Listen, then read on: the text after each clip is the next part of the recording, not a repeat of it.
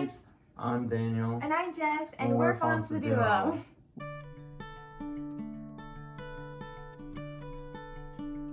First off, we just wanted to say thank you guys so much for listening to Borderlines. It really means a lot, and we've received really awesome feedback.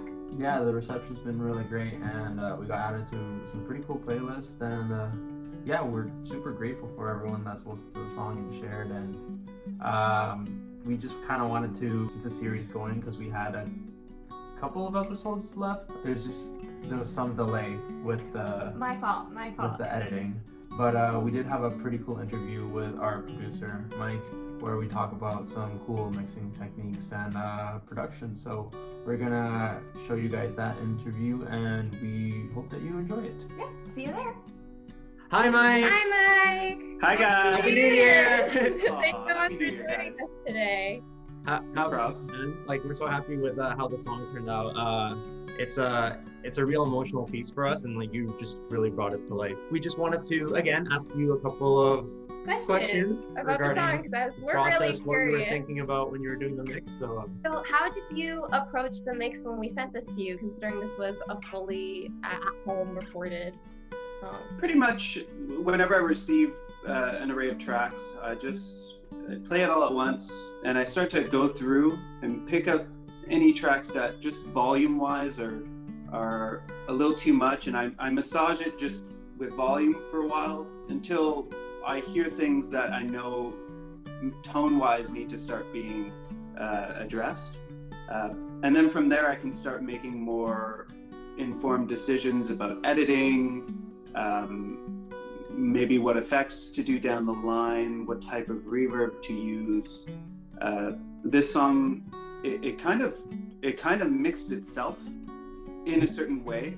The vocal arrangements were very expressive, and there were a lot of peaks and valleys, which in a song is the one thing that helps propel it forward, helps tell a story.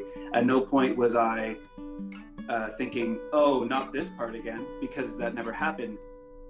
Sometimes songs, I'll get a band, they got a catchy chorus and they want to play it multiple times, and I have to figure out, okay, how do I make this chorus different this time? I didn't have to do that at all. I think that also credits a lot to when we were doing pre-production, because we sent you multiple versions. Like the first version that you received is nothing like the final version that you received. All the hard work beforehand really did help out with the final product. And that kind of leads me to another question that I have. We sent you a recording, and then you talked about the importance of setting a tempo that suits us. You were pushing us to just like, no, it doesn't have to be like an exact number.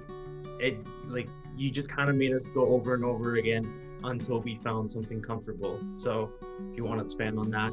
Oh, I can expand a lot on tempo. Over the 15 years that I've been recording bands, I've been learning that there's a very strong relationship between the tempo you choose and the tempo that the musicians are able to really play the song. And this is mostly coming from recording hardcore bands, but it's a principle that applies to all music. There are situations where a tempo, a click track isn't necessary. For me, that would be with live bands, with jazz bands or classical. But with anything that's got a steady groove, it's very, very important to choose the right tempo. Because if you choose the wrong tempo, if it's too fast, you're going to get a sloppy performance from your musicians.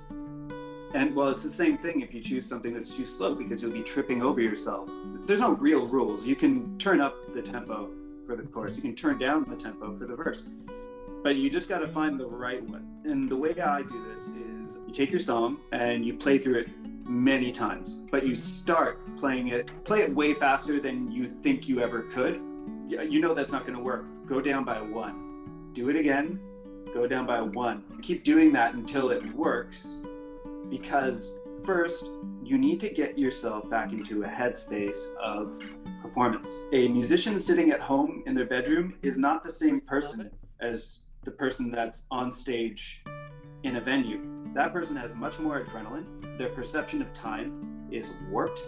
Really, like, time starts moving slower for you. Down the line, it can benefit multiple things. If your live tempo is similar to your recording tempo, that makes it easier for musicians to make music videos. Music videos are very expensive, and half of the trouble is getting the sync right. If you can't get the sync right, it looks god awful. So we've done a couple shots, like just show advertisements where we just link our recorded music to our live shots, and it just works. It's a poor man's music video. So I do it also just to benefit the artists down the line. I'm really interested in the reverb of the track because I gave you ambient kind of guitar swells in the background, and that has its own reverb. I use a TC Electronics, like a guitar pedal. How do you decide what reverbs artificially don't clash with the existing reverbs that I give you? I started with a shorter reverb. I realized it would be wise for me to use a general reverb send for everything so that it creates a unifying space. If you send every instrument to one type of reverb, it kind of glues it together. It makes the mind realize, oh, these people are all together. All of these sounds are in the same place. I cycled through a couple, but I landed on a longer, not too dark reverb, something that could accentuate the vocal arrangements, let those chords that you make with the vocals kind of last a bit, but also enhance the existing reverbs from the guitar swells, the glockenspiel as well, to have that kind of blend with the guitar swells, because glockenspiel can be too bright. Yeah. So, I mean, it wasn't a very bright reverb, but it was just bright enough that it didn't, the glockenspiel just didn't blow up in it. But those guitar swells, honestly, they are one of the most prevalent things going to the reverb. So all the reverb you put on, I actually put like even more. I love the ambient feel of it, but I just kind of question it. I'm like, if I give you a lot of existing reverb with the guitar, like how does it work to add even more reverb artificially to something? You know what I mean? Like how do you find that right mix between real and artificial so that it didn't seem like it was too much? In the end, even soloing it with a ton of reverb didn't feel like too much, didn't feel artificial at all. The convolution I have from Melda production, it's surprisingly real. I wanted to talk about the distorted effect that you decided to add onto the song. What brought upon that idea? You guys told me the story of the song, and as I was listening to it, I kept getting this picture of someone walking with maybe like a pocket radio. I wanted to have those quiet moments where, you're taking a journey, a long walk, you take breaks every now and then, you sit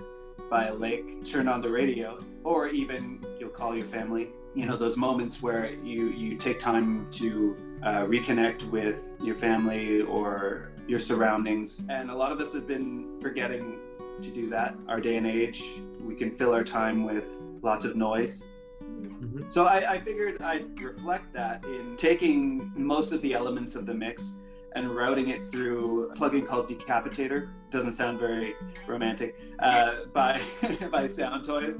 Anyone who mixes on Sound Toys knows and probably uses Decapitator a lot. You can make a lot of different saturations. You can go really insane, like with metal guitar, or you can just add like a light filter just to make it sound like a radio, and that's what I did. I routed a bit of the reverb through it. I did some voodoo there. I don't exactly remember exactly what I did, but it's a bit of column A, a bit of column B.